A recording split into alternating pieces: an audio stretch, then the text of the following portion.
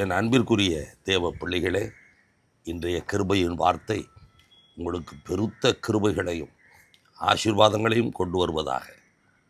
இந்த லெந்து காலங்களிலே அதிகமாய் நாம் ஜெபத்திலும் வேத வாசிப்பிலும் ஆண்டவரோடு நெருங்குவதிலும் நாம் நேரங்களை செலவழித்து கொண்டிருப்போம். இன்றைக்கு ஏசாயா 41:13 வசனம், உன் தேவனாயிருக்கிற கர்த்தராகிய நான் உன் வலது கையை பிடித்து பயப்படாதே, நான் உனக்கு துணை நிற்கிறேன் என்று சொல்லுகிறேன். என்ன ஒரு அருமையான வாக்குத்தத்தம் பாருங்கள்.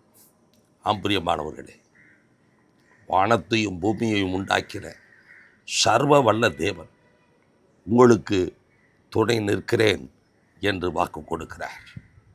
எனவே இன்றைய கிருபையின் வார்த்தையாக என் ஆண்டவர் எனக்கு துணையாய் நிற்கிறார், எனக்கு வலது புறத்திலும் இடது புறத்திலும் எனக்கு பக்கபலமாய் இருக்கிறார் என்கிற ஒரு நம்பிக்கையோடு விசுவாசத்தோடு நம் ஆண்டவருடைய சன்னிதானத்தில் காணப்படுவோம்.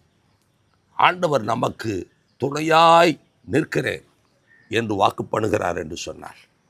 அவர் துணையாக நிற்கும் பொழுது இந்த உலகத்திலே உலகப்பிரகாரமான எல்லா நன்மைகளையும் எல்லா ஆசீர்வாதங்களையும் செல்வங்களையும் நாம் பெற்றுக்கொள்வோம்.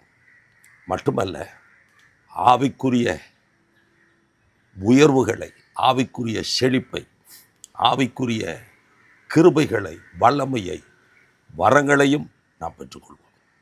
வேத புத்தகத்திலே சங்கீதம் 119:122 சொல்கிறது, சங்கீதக்காரன் உமது அடியேனுக்கு நன்மையாக துணை நில்லும் என்று சொல்கிறார்.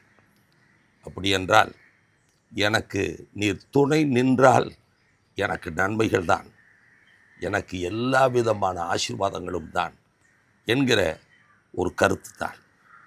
மட்டுமல்ல, யாக்கோபு தன்னுடைய 12 குமாரர்களையும்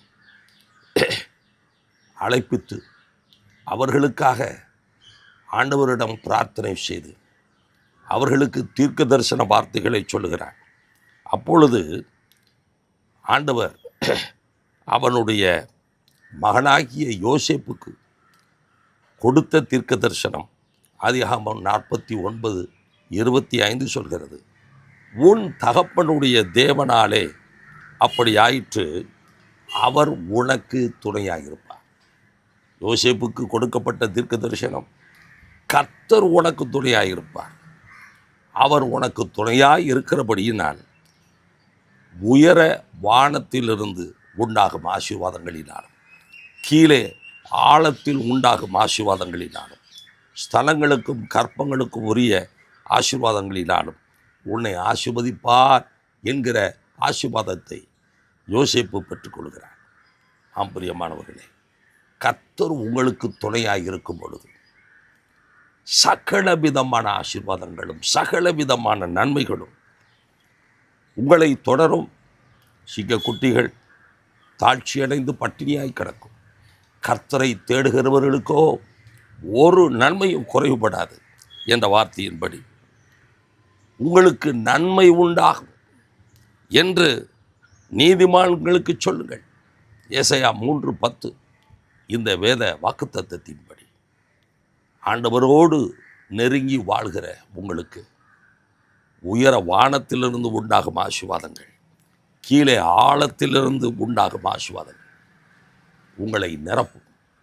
நீங்கள் எதிர்பார்க்கிற அதிசயங்களை, அற்புதங்களை ஆண்டவர் உங்களுக்கு நிகழ்த்துவார். எதிர்பாராத இடங்களிலிருந்தெல்லாம் உங்களுக்கு நன்மைகளுக்குரிய வழிகள், ஆசீர்வாதங்களுக்குரிய வழிகள், அற்புதங்கள், அதிசயங்கள், அடையாளங்களுக்குரிய வழிகள் திறக்கப்படுவதை உங்கள் கண்களினால் காண்பீர்கள். ஆம்பிரியமானவர்களே, கர்த்தர் உங்களுக்கு துணையாய் நிற்பார். யாக்கோபின் தேவன் உங்களுக்கு துணையாய், அனுகூலமாய், ஆசீர்வாதமாய் விளங்குவார். நீங்கள் ஆண்டவரோடு நெருங்கி வாழ்வதிலும், ஜெப வாழ்விலும், வேத வாசிப்பதிலும், தியானிப்பதிலும் உறுதியாய் தரித்திருங்கள். கர்த்தர் பெரிய காரியங்களை உங்களுக்கு செய்வாராக. ஆமென்.